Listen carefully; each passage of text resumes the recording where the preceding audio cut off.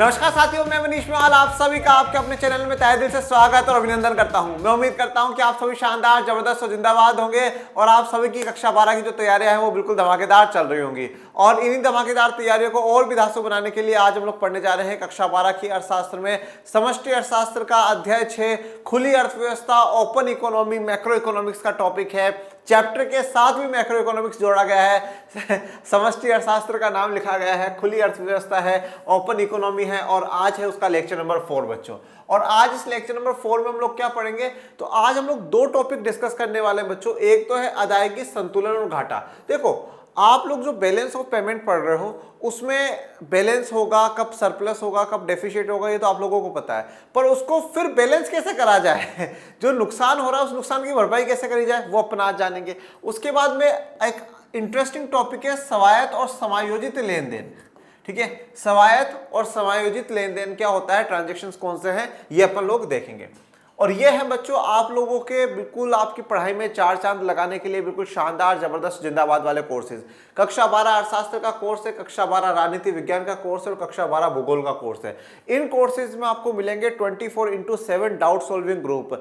जब तक आपका एग्जाम नहीं हो जाता है तब तक आप पढ़ते रहिए और जो भी समस्या है डाउट ग्रुप में डालते रहिए, डाउट ग्रुप में सोल्व हो जाएगी। इसके अलावा आपको मिलेंगे हैंड रिटन नोट्स, इसके अलावा मिलेंगे आपको हर क्लास के पीडीएफ, जिससे कि आपको वीडियो को रोक रोक करके लिखने की समस्या खत्म हो जाएगी। आपके एप्लीकेशन पर होंगे ऑब्जेक्टिव टेस्ट और इसी के साथ आपको कराई जाएगी पूरे मॉडल पेपर से आपकी संपूर्ण तैयारी। तो कोई भी विद्यार्थी इस कोर्स से ना चुके। ये सभी जो कोर्स अवेलेबल है आपकी अपनी एप्लीकेशन लर्न आर्ट्स की एप्लीकेशन पे अवेलेबल है, जिसका लिंक मैंने डिस्क्रिप्शन में डलवा रखा है, वहां से आप डाउनलोड कर लीजिएगा और आप इस ऐप पर जो सुविधाएं उपलब्ध है उन सुविधाओं का आनंद लीजिए। और इन कोर्सेज को परचेज करने के लिए इन 2 नंबरों पर कॉल करिए और टीम को कहिए कि सर मैम हमारा इस सब्जेक्ट का कोर्स स्टार्ट कर दीजिए। जो जो विषय आपके पास है उन विषयों का आप कोर्स लीजिए और अपनी तैयारी को चार चांद लगाइए। तो चलिए शुरू करते हैं आज के लेक्चर को। अदायगी, संतुलन और घाटा, बड़ा ही इंटरेस्टिंग टॉपिक पढ़ा रहा हूं बच्चों आज मैं आप लोगों को। आप बैलेंस ऑफ पेमेंट की बात करते हुए आ रहे हैं, बार बार में हम एक ही टॉपिक पर चर्चा कर रहे हैं, बैलेंस ऑफ पेमेंट। और इसके बाद जो नेक्स्ट लेक्चर होगा ना, मतलब अपनी जो नेक्स्ट क्लास होगी वो नेक्स्ट क्लास तो और भी इंटरेस्टिंग होने वाली, और भी मजेदार होने वाली, क्योंकि फिर अपन लोग बात करेंगे भैया फॉरेन करेंसी की फॉरेन एक्सचेंज मार्केट की, विदेशी विनिमय बाजार की। मजा आ जाएगा ये पढ़ कर करके कि भैया $1 के में इसकी कितनी वैल्यू है, उस पाउंड के साथ कितनी वैल्यू है, ये सब कुछ मजा आ जाएगा पढ़ करके अपन जब अपन को पढ़ेंगे। पर आज जो हमारी चर्चा है वो ये है कि बैलेंस ऑफ पेमेंट जो है उसमें संतुलन, घाटा और यह जो आधिक्य या सरप्लस वाली स्थिति है वो स्थितियां क्या रहती है। देखो, हम लोग यहाँ पर 2-3 बातों को समझ सकते हैं। पहली बात तो अगर अपन लोग ये कहें कि जब बैलेंस ऑफ पेमेंट अपन पढ़ रहे हैं तो अपन को यहाँ पे 2 चीजों को बड़ा मेन फोकस करना होगा। एक है बच्चों करंट अकाउंट, जिस करंट अकाउंट को अपन क्या बोलते हैं, चालू खाता बोलते हैं। कौन सा खाता बोलते हैं, चालू खाता बोलते हैं, चालू खाता। दूसरा है कैपिटल अकाउंट, जिसको हम लोग क्या कहते हैं, पूंजी खाता कहते हैं। कौन सा खाता कहते हैं, पूंजी खाता कहते हैं। तो 2 अकाउंट हो गए ना, एक करंट अकाउंट हो गया और एक कैपिटल अकाउंट हो गया, एक चालू खाता हो गया, एक पूंजी खाता हो गया। अब चालू खाते में हम लोगों ने किस चीजों को जोड़ा था, वस्तु और सेवाओं के व्यापार की बात करी थी। वस्तु एवं सेवाओं का जिक्र हम लोगों ने करा था, गुड्स एंड सर्विस जो है उसकी चर्चा अपन लोगों ने करी थी। वस्तुओं का आयात निर्यात, इंपोर्ट एक्सपोर्ट गुड्स का करना, और सेवाओं में जो अलग बातें हैं जैसे कि नेट फैक्टर का, नॉन फैक्टर, इन चीजों की चर्चा अपन लोगों ने करी थी। तो वस्तु और सेवाओं की बात हो गई। इसमें क्या बात हुई थी, इसमें बात हुई थी परिसंपत्तियों की। इसमें जो बात हुई थी किसकी हुई थी, परिसंपत्तियों की बात हुई थी। अब चालू खाता में क्या क्या है, क्या नहीं है, पूंजी खाता में क्या क्या है, क्या क्या नहीं है, ये सब आपको डिटेल में पढ़ा है। ये लेक्चर नंबर 2 में पढ़ा है, ये लेक्चर नंबर 3 में पढ़ा है। तो अगर पूरा विस्तार से पढ़ना है तो अपन वहां पढ़ ही सकते हो, पढ़ करके आए ही होंगे आप लोग, इसमें कोई डाउट वाली बात नहीं। अब एक चीज अपन ये देखते हैं कि अगर मेरी बात सुनिए एक बार, इस वाले जो पूरा मुद्दा है ना, इस पूरे मुद्दे को आप लोग क्या करो, क्लोज कर दो। एक बार इस पूरे मुद्दे को क्लोज कर दो और एक सीधी सी कहानी, आम कहानी, ठीक है, आम जो जिंदगी है उस जिंदगी की चर्चा करते हैं और फिर ये जो मेंटोस जिंदगी है इस मेंटोस जिंदगी की चर्चा करेंगे। आम जिंदगी में क्या होता है, जैसे मान लीजिए कि आज मैं ही हूं, ठीक है, मैं हूं और आज मान लीजिए मेरी इनकम 10,000 रुपए है। कितनी है? 10,000 रुपए इनकम है, पर मेरे घर में जो खर्चा हो गया है वो 15,000 का हो गया है। तो कितने का डिफरेंस आ रहा है? 5,000 रुपए का आ रहा है। मैं कह रहा हूं कि मेरी जो आय है वो 10,000 है, परंतु जो मेरे खर्चे हैं वो 15,000 के हैं, तो 5,000 का अंतर आ रहा है। तो जल्दी से कमेंट बॉक्स में मुझे कमेंट करके बताओ कि ये 5,000 की मैं भरपाई कैसे करूंगा, कैसे जो 5,000 वाले जो खर्चे हैं उनको मैं कैसे भरपाई करूंगा। जल्दी सोचो, जल्दी दिमाग पर जोर दो, कमेंट बॉक्स में कमेंट करके मुझे बताओ कि कैसे कैसे इस 5,000 की भरपाई होगी। तो अब आता होगा तो आप कमेंट कर दीजिएगा। अब देखिए 5,000 की भरपाई कैसे होगी? आप बोलोगे सर सीधा सा मामला है, उधार लो। उधार लेकर के ही करना पड़ेगा, इससे उधार लूंगा, उससे उधार लूंगा, इनसे उधार लूंगा। और अगर मान लो मुझे कहीं से उधार नहीं मिल रहा तो फिर क्या करूंगा? फिर मैं अपनी किसी ना किसी कैपिटल को, किसी ना किसी संपत्ति को मुझे बेचना पड़ेगा। 5,000 में तो वैसे नहीं बेचूंगा एक उदाहरण है बच्चों, ठीक है, उदाहरण को उदाहरण के हिसाब से ही देखिएगा। तो 10,000 है, 15,000 का खर्चा है। वैसे मेरे 15,000 के भी खर्चे नहीं है ठीक है, जीवन में एक चाय के अलावा कोई दूसरा शौक नहीं है। तो और बाकी जीवन मस्त है, गुरुदेव की कृपा है, आशीर्वाद है, बढ़िया जीवन चल रहा है, कोई ऐसी समस्या है नहीं तो कि भाई मुझे एक्स्ट्रा अमाउंट की जरूरत पड़े। तो पर फिर भी एक उदाहरण के तौर पर है। तो 5,000 की पड़ी तो वो मैं या तो उधार लूंगा, और या फिर मैं जो है कैपिटल मुझे बेचनी पड़ेगी, संपत्ति मुझे बेचनी पड़ेगी। कोई भी व्यक्ति हो वो यही करता है ना कि भैया या तो उधार लेता है, और उधार उसको नहीं मिलता तो वो अपनी संपत्ति बेचता, कहीं सोने चांदी बेच देगा, कहीं पे कोई गाड़ी बेच देगा, कहीं पे कभी कोई जमीन बेच करके पैसे का बंदोबस्त करेगा। वो इसी प्रकार से बंदोबस्त करते हैं। तो जो हम लोग कमा रहे हैं उसमें अगर हमारी जरूरतें, हमारी आवश्यकताएं पूरी नहीं हो रही है तो हम क्या करेंगे? या तो उधार लेंगे या हम किसी परिसंपत्ति को या हमारी कैपिटल को बेच देंगे। जब ऐसा एक किसी व्यक्ति के साथ हो रहा है तो ये तो क्या हो गई? आम जिंदगी हो गई। इस आम जिंदगी के बाद जो हम चर्चा करते हैं मेंटोस जिंदगी की करते हैं, मतलब यहाँ देश वाली स्थिति की चर्चा करते हैं। यहाँ पर जो मेरी आय थी वो क्या थी कि अगर मैं कहीं पढ़ाने जाता हूँ और मुझे जो पेमेंट मिलता है वो मेरी इनकम थी। अब यहाँ पर जो इनकम है वो इनकम यहाँ पर इससे तय होगी, करंट अकाउंट से तय होगी। कैसे तय होगी? कि हम लोगों ने कितना आयात निर्यात कितना करा है, वस्तु और सेवाओं का आयात और निर्यात कितना करा है, इंपोर्ट और एक्सपोर्ट अपन लोगों ने कितना करा है बच्चों। अगर इंपोर्ट ज्यादा करा है, आयात ज्यादा करा है और निर्यात कम करा है तो फिर अपन नुकसान में है, और निर्यात ज्यादा करा है, आयात कम करा है, जब अपन फायदे में। तो अगर जब हम आयात ज्यादा कर रहे हैं, मतलब 100 रुपए का सामान मंगवाया है, 70 रुपए का बेचा है, तो 30 रुपए के अपन क्या हुए बेटा? नुकसान में हुए। 100 माइनस 70 मतलब 30 रुपए माइनस में है, नेगेटिव में है। 30 रुपए का अपन माइनस में चल रहा है। तो ये जो 30 रुपए जो माइनस में जो हमें चाहिए मंगवाने के लिए, भैया 70 का बेच दिया तो 70 तो है मेरे पास, पर 30 रुपए का और सामान मंगवाना तो 30 रुपए क्या करने पड़ेंगे? उधार लेने पड़ेंगे। अब उधार, हम उधारी की जो भी लेते हैं, उधार लेते हैं या जो देते हैं वो किस में आ जाता है? कैपिटल अकाउंट में आ जाता है। तो हम जो उधार लेंगे या किसी संपत्ति को बेचने से हमें धन प्राप्ति होगी वो किस में होगी? कैपिटल अकाउंट में होगी। तो कैपिटल अकाउंट फिर हम लोग क्या करेंगे? 30 जो रुपीज या 30 करोड़ व्हाटएवर, वो हम लोग क्या कर लेंगे? उधार ले लेंगे बच्चों। जब वो उधार लेंगे या संपत्ति बेच करके हमारे पास आएगा तो हम लोग इसकी भरपाई यहां से करते हैं। जैसे मैंने यहाँ पे उधार लेकर करके संपत्ति बेच कर करके 5,000 रुपए की भरपाई करी थी, वैसे ही यहाँ पर जो मेरे 30 करोड़ या 30 रुपए का जो अंतर आ रहा है वो मैं यहाँ पे परिसंपत्ति को बेच कर करके या कहीं से उधार लेकर करके मैं उसकी भरपाई करूंगा। तो यहाँ पर एक बात बड़ी विशेष हो जाती है कि जो आपका चालू खाता, my dear students, current account plus capital account, current account plus capital account is equals to 0।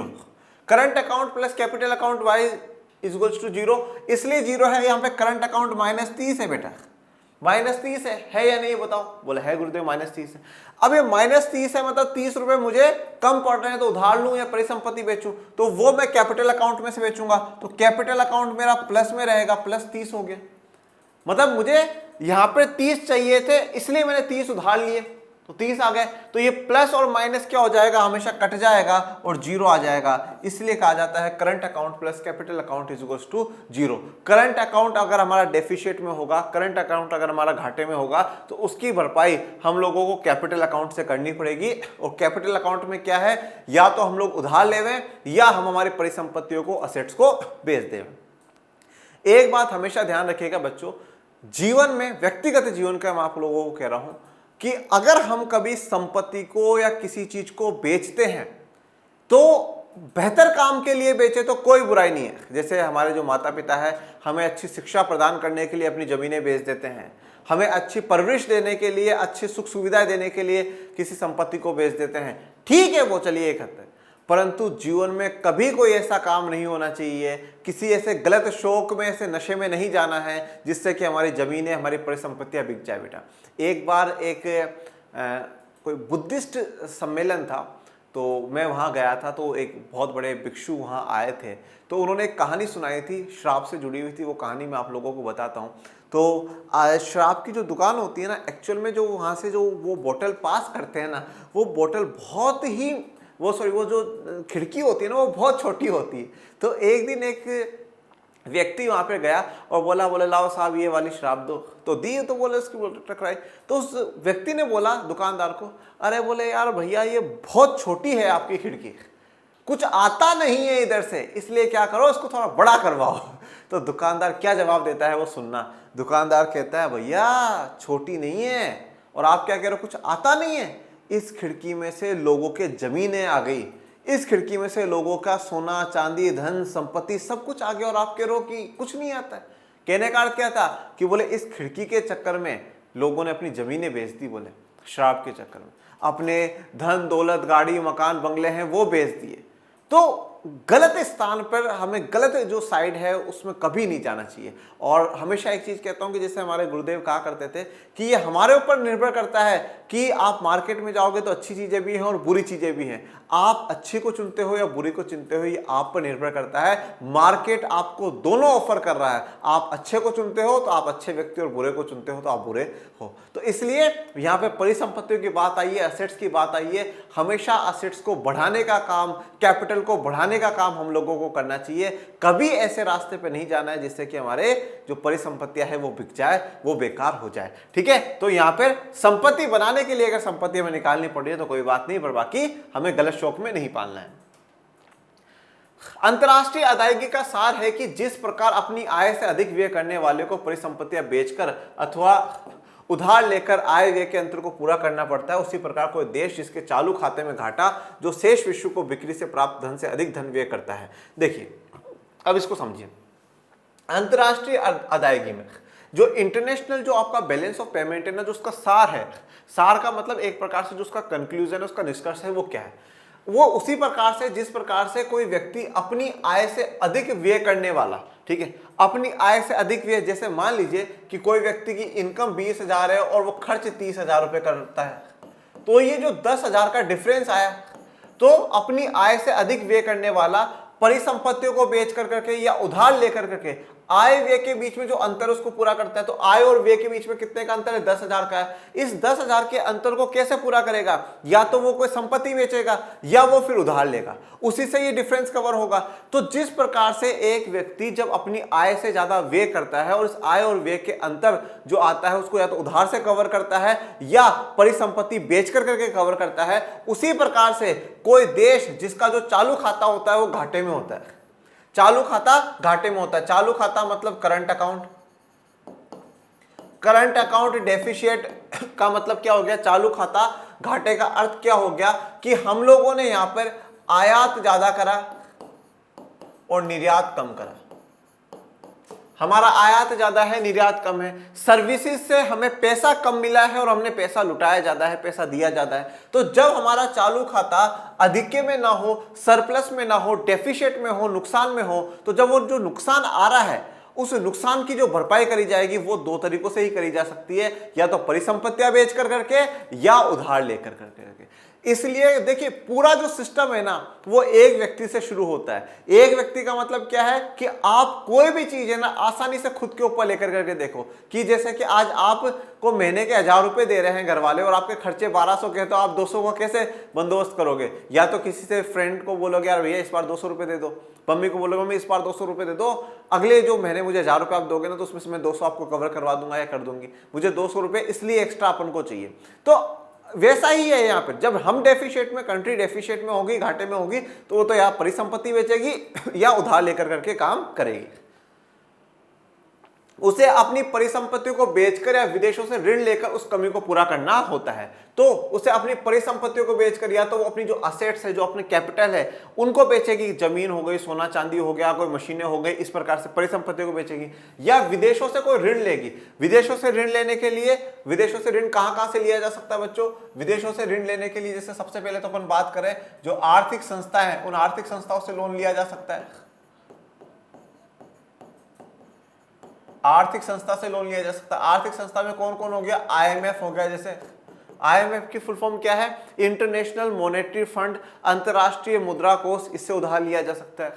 दूसरा जो आता है वो विश्व बैंक आता है, वर्ल्ड बैंक जिसको इंग्लिश में कहा जाता है, उससे भी अपन उधार ले सकते हैं। विश्व बैंक से, वर्ल्ड बैंक से अपन उधार ले सकते हैं। इसके अलावा किसी विदेशी बैंक से उधार ले सकते हैं। विदेशी बैंक से ले सकते हैं। किसी विदेश की जो सरकार है, विदेशी सरकार है, उससे भी अपन उधार ले सकते हैं। तो यहां पर क्या है कि विदेशों से जो ऋण है, उस विदेशों से ऋण में क्या आ जाएगा? दो तो आर्थिक संस्थाएं आ जाएंगी, आईएमएफ हो गया, विश्व बैंक हो गया, विदेशी बैंक है और विदेशी सरकार है। इनसे किसी भी प्रकार से हम लोग लोन लेकर करके जो हमें घाटा चल रहा है, उस घाटे की जो भरपाई है इस प्रकार से करेंगे। या सरकार परिसंपत्तियां, कुछ असेट्स बेचेंगी। इस प्रकार किसी भी चालू खाता घाटे को निवल पूंजी खाता अधिक्य अर्थात निवल पूंजी प्रवाह से वित्तपोषित करना होता है। अब देखिए, बात को सुनिए, समझिए बात को। मैं ये कह रहा हूं यहां पर कि भैया मैंने मान लीजिए अपने 100 करोड़ का आयात करा। कितने का करा? 100 करोड़ का आयात। और 80 करोड़ का अपने निर्यात करा। इसका मतलब मैं ये कह रहा हूं कि मेरा जो 20 करोड़ रुपए है वो कम पड़ रहे हैं। भैया 80 करोड़ का सामान बेचा तो 80 करोड़ रुपए तो आ गए, पर सामान मंगवाना 100 करोड़ का है, पैसे 80 करोड़ ही है, तो 20 करोड़ तो अपन को चाहिए। तो 20 करोड़ अपन को क्या करने पड़ेंगे? उधार लेने पड़ेंगे। ध्यान दीजिएगा, करंट अकाउंट में जो कंडीशन है वो -20 करोड़ की चल रही है। अब कैपिटल अकाउंट में मैं आ जाता हूं, तो कैपिटल अकाउंट में जितना भी हो, कैपिटल अकाउंट में कुछ भी हो, जैसे मान लीजिए मैं कहता हूं कि यहां पर +10 करोड़ पे अपन लोग चल रहे हैं, +10 करोड़ पे अपन चल रहे हैं कि भैया अपने पास कोई इंटरेस्ट आ गया और कुछ आ गया, ये सब कुछ मिलाकर 10 करोड़ पे चल रहा है। अब सरकार ये देखेगी कि जब 20 करोड़ का यह नुकसान है तो अपन उधार उतना ही लेते हैं जितनी जरूरत हो, तो सरकार यहाँ क्या करेगी? 10 करोड़ का और उधार ले लेगी और इससे कर करके ये 20 करोड़ हो जाएंगे। तो ये -20 और +20 होकर करके ये 0 आ जाएगा। यही बात यहाँ पे कही गई है, जो पूंजी खाते का अधिक्य होता है, सरप्लस होता है, उसी से ही वित्त पोषित करा जाता है, उसी से ही उसकी फाइनेंसिंग करी जाती है उस वाले घाटे की। वैकल्पिक रूप में एक देश अपने घाटे को संतुलित करने के लिए अपनी विदेशी विनिमय कोषों का उपयोग कर सकता है। अब देखो, और बाकी एक दूसरा तरीका यह भी बताया जाता है कि जो अपना घाटा चल रहा है उसको विदेशी जो विनिमय कोष है उनका उपयोग कर सकता है। विदेशी विनिमय कोष का मतलब क्या होता है? देखो, जो भी देश का केंद्रीय बैंक होता है, जैसे हमारा भारतीय रिजर्व बैंक है, रिजर्व बैंक ऑफ इंडिया हमारा केंद्रीय बैंक है, ये आप चीज मुद्रा और बैंकिंग वाले में पढ़ चुके हैं, केंद्रीय बैंकों के जो फंक्शन है उसमें पढ़ चुके हैं कि हर देश का जो केंद्रीय बैंक होता है वो विदेशी विनिमय, जो विदेशी विनिमय होता है, जो फॉरेन एक्सचेंज होता है, जो फॉरेन करेंसी होती है, उसका संरक्षक होता है, उसको अपने पास रखता है। तो चाहे डॉलर आया हो, पाउंड आया हो, येन आई हो, किसी भी देश की, यूरो, कोई भी करेंसी आई हो, तो वो किसके पास होगी? रिजर्व बैंक ऑफ इंडिया के पास होगी, भारतीय रिजर्व बैंक के पास होगी। तो अब ये जो विदेशी विनिमय जो कोष है आपके पास, जो उसका पूरा आपके पास पूरा फंड बना हुआ है, उसका अभी आप प्रयोग कर सकते हो। कैसे प्रयोग कर सकते हो? कि जब आपको चाहिए कि हाँ साहब हमें इस घाटे की भरपाई करनी है, तो आप उनका प्रयोग करोगे। कैसे करते हो? आओ मैं आपको दिखाता हूं। जब घाटा होता है तो रिजर्व बैंक विदेशी विनिमय बेचता है, इसे आधिकारिक कोष विक्रय कहा जाता है। जब भी घाटा होगा तो रिजर्व बैंक क्या करेगा? विदेशी जो विनिमय को है उसको बेचता है, मतलब जो अपना फॉरेन एक्सचेंज जो है उसको बेच देगा। अब बेच देगा तो क्या हो जाएगा? उसके बदले में आपको जो है पैसा, जो है वो पैसा मिल जाएगा, मतलब जो इंडियन रुपी है वो आपको मिल जाएगा। और इसी को क्या कहा जाता है? आधिकारिक कोष विक्रय कहा जाता है। ऑफिशियली रिजर्व सेल कहा जाता है कि जो हमारे पास रिजर्व था फाइनेंशियल एक्सचेंज का, फॉरेन करेंसी का, उसको हम लोग क्या कर रहे हैं? सेल कर रहे हैं, हम उसको बेच रहे हैं। मतलब यहाँ पे जो विदेशी विनिमय है उसको क्या कर देगी सरकार? जो रिजर्व बैंक ऑफ इंडिया वो सेल आउट कर देगा कि हाँ साहब हम इतना जो डॉलर है वो हम लोग उसको बेच रहे हैं, सेल आउट कर रहे हैं, तो उसके बदले हमें क्या है? इंडियन रुपी जो है वो बढ़ जाएगा और उससे हम लोग जो भरपाई है वो कर देंगे। या आप लोग ये कह सकते हो इससे जो विदेशी विनिमय है उसको हमने बेच दिया। अब बेच दिया तो आपके पास क्या हो जाएगा? जो या एक प्रकार से हम ये कह सकते हैं जैसे कि जो आपके 30 करोड़ का जो डिफरेंस चल रहा था या 20 करोड़ का जो डिफरेंस चल रहा था, वो 20 करोड़ आपने क्या कर दिया, उस विदेशी विनिमय में से निकाल करके दे दिया, तो वो आपका बैलेंस आ जाएगा, स्टेबल हो जाएगा। आधिकारिक कोषों में कमी का कुल अदायगी संतुलन घाटा कहते हैं। देखो, आधिकारिक कोषों में जब कमी होगी तो वो कुल अदायगी संतुलन घाटा कहते हैं। तो जब भी आधिकारिक कोषों में कमी होगी, क्योंकि आप बेच दोगे तो जो आपके पास कोष है वो कम हो जाएंगे। जैसे मान लो कि अभी हमारे पास $100 पड़े हैं, सरकार ने अब $20 निकाल दिए, तो अब आपके पास ये कोष में कमी हो गई ना। पहले आपके पास $80 $100 थे, अब $80 पड़े हैं। तो आधिकारिक कोषों में जो कमी होती है वो अदायगी संतुलन घाटा कहते हैं, ठीक है। और अगर इसमें वृद्धि हो जाए, जैसे मान लीजिए पहले $100 थे और सरकार ने और खरीद लिए तो $120 हो गए हैं, ये वृद्धि हुई है, ये बढ़ोतरी हुई है, तो उसको हम लोग क्या कहेंगे, अदायगी संतुलन अधिक में कहेंगे। मतलब सरप्लस में हमारा अदायगी संतुलन रहेगा, बैलेंस ऑफ पेमेंट रहेगा।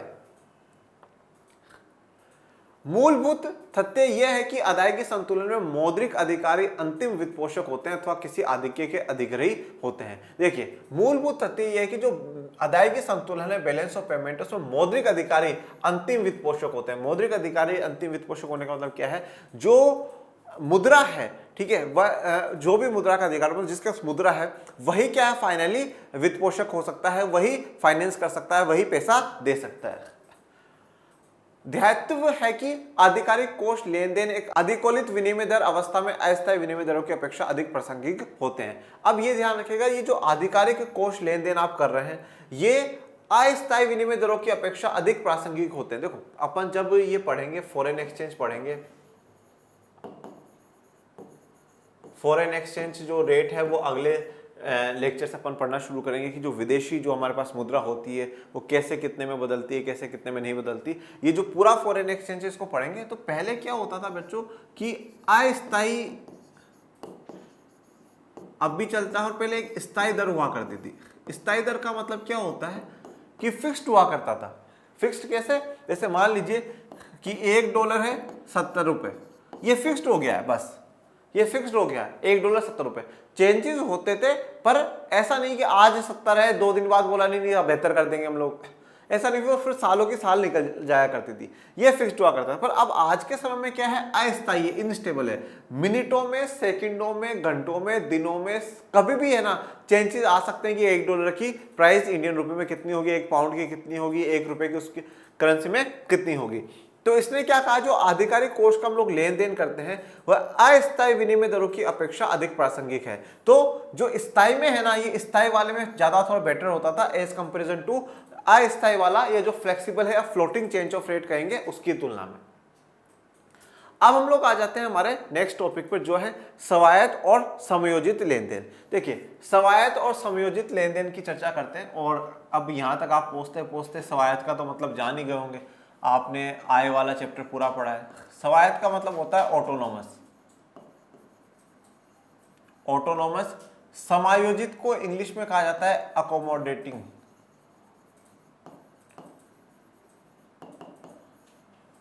ऑटोनोमस एंड अकोमोडेटिंग ट्रांजैक्शंस,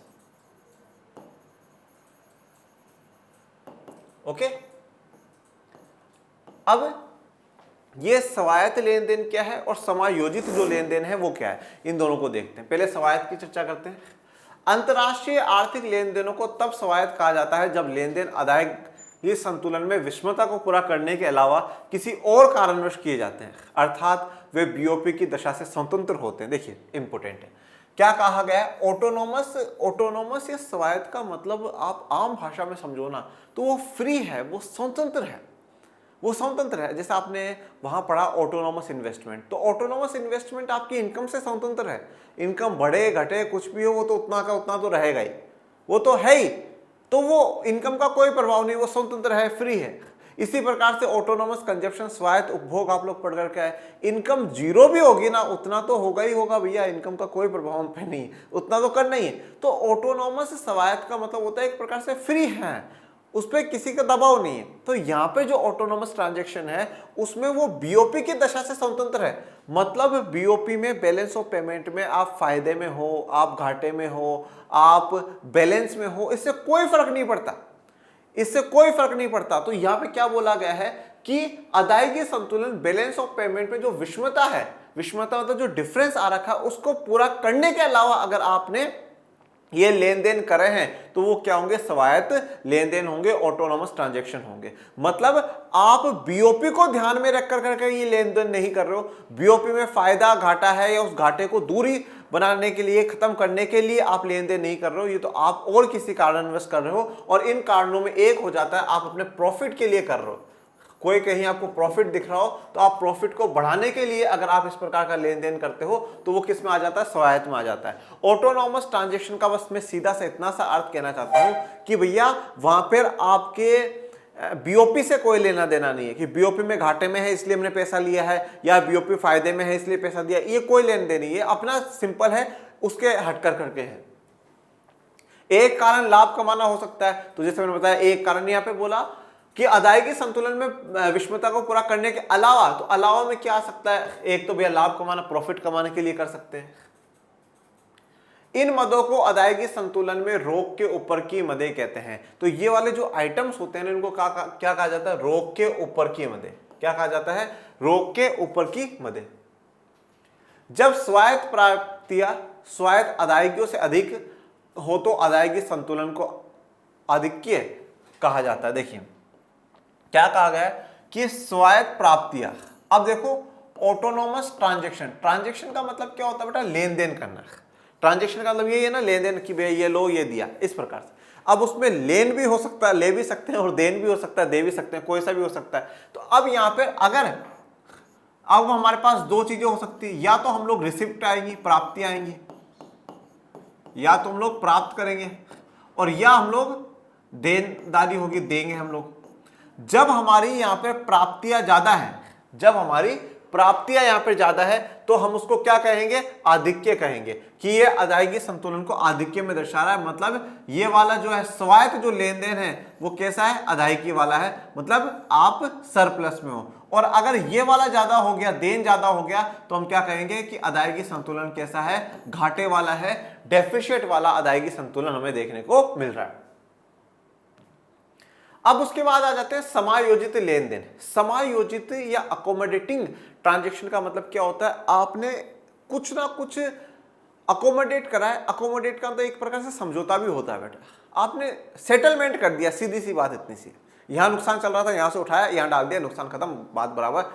आपने सेटलमेंट करने की कोशिश करी है। वहां पर स्वायत्त लेन देन में आप कोई सेटलमेंट नहीं कर रहे हो, आप अपनी मर्जी से कर रहे हो, प्रॉफिट कमाने के लिए और किसी कारणवश, किसी के भी कारणवश कर रहे हो, पर आपका बीओपी से कोई लेना देना नहीं। यहां पर क्या है, समायोजित में जो बीओपी में नुकसान फायदा चल रहा है उसको कवर करने के लिए ये लेन देन किया जा रहा है, मतलब वहां सेटलमेंट करने के लिए किया जा रहा है।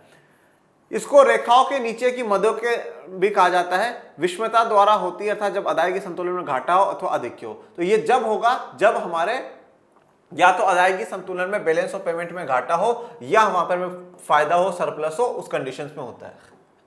अन्य शब्दों में ये स्वायत्त लेन देन के निवल परिणामों द्वारा निर्धारित होता है, क्योंकि आधिकारिक कोष लेन देन बीओपी की विषमता को पाटने के लिए किए जाते हैं, उन्हें अदायगी संतुलन में समायोजित मदों के रूप में देखा जाता है, अन्य सभी स्वायत्त है। तो जो बीओपी की विषमता को पाटने या दूर करने के लिए होते हैं उनको समायोजित मदों के रूप में देखा जाता है, बाकी जो भी होंगे वो सारे के सारे स्वायत्त या ऑटोनोमस होंगे।